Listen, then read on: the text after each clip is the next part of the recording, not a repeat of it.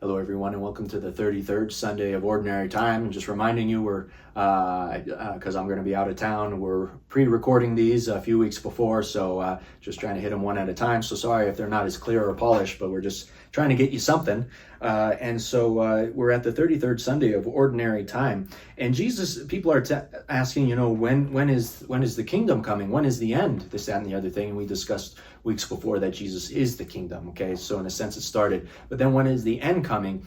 And he has this line that's very important. He says, "See that you are not deceived, for many will come in my name, saying, I am he. The time has come. Do not follow them. When you hear of wars and insurrections, do not be terrified, for such things must happen first, but it will not immediately be the end." And he goes on about those things. So one of the themes in today's readings is false prophets.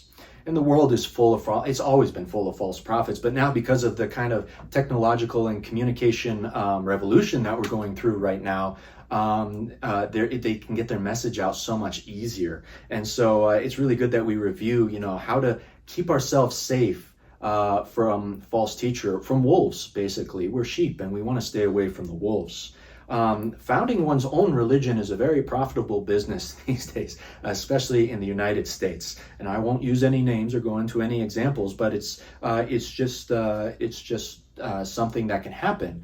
Even within Christianity, and even unfortunately in the Catholic Church, there are a lot of false teachers preaching a false gospel.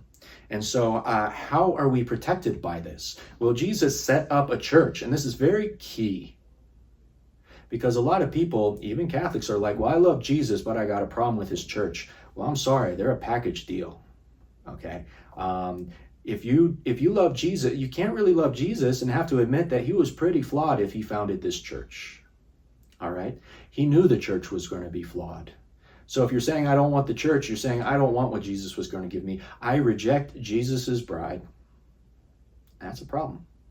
So a lot of times there's this cognitive dissonance, if you will. We're saying things that don't really correspond, and we're acting in ways that don't correspond with our faith. But that's, again, another situation altogether.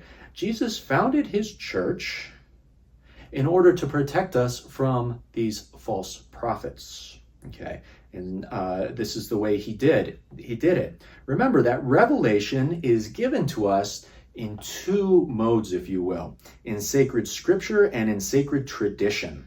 Okay, sacred scripture and sacred tradition.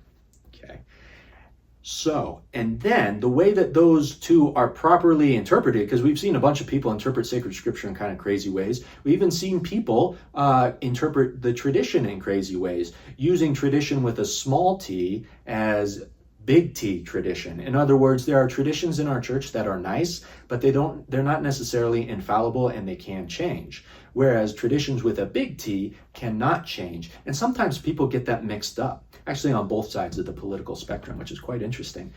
So Jesus gave us the church in order to properly interpret sacred scripture and sacred tradition.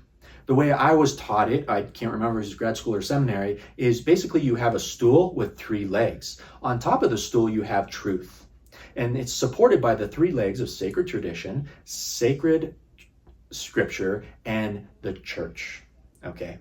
And so this is a way that we can know what is true teaching and what is false teaching. When someone is preaching the truth and when someone is teaching their own opinions based on their own authority, And so that's a real just basic catechism breakdown of how we can tell who false prophets are. An important thing for us to do too is there are some false prophets. It's like, how do I even end up listening to these false prophets? Well, they're going to say some things you agree with, that I agree with, right? And so you're like, oh yeah, that's good. Oh yeah, I like that too. These influencers and these, I like that. But then they get some things wrong. And very few people follow things that are blatantly false and blatantly evil. So the devil's plan, whether these people know they're doing it or not, is to mix truth with error. And that is deadly. Well, that's spiritually deadly. That can lead to all sorts of problems, okay? The great heretics in the church were extremely intelligent. We don't talk about any of the ones who weren't because we don't remember them. But they were very good at getting a lot right.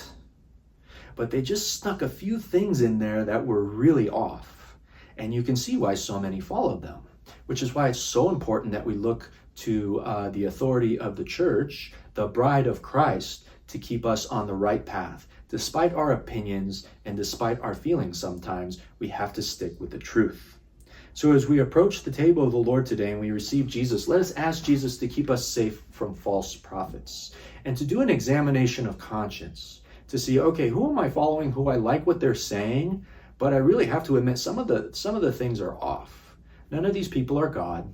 Okay, even the very, very good ones who are sticking in the line of the church, we're all going to make mistakes. But which one of them are still persistently and obstinately teaching error? That's what we need to avoid. Jesus, please help us to continue following you and to avoid false teaching so that one day we may see you in heaven face to face.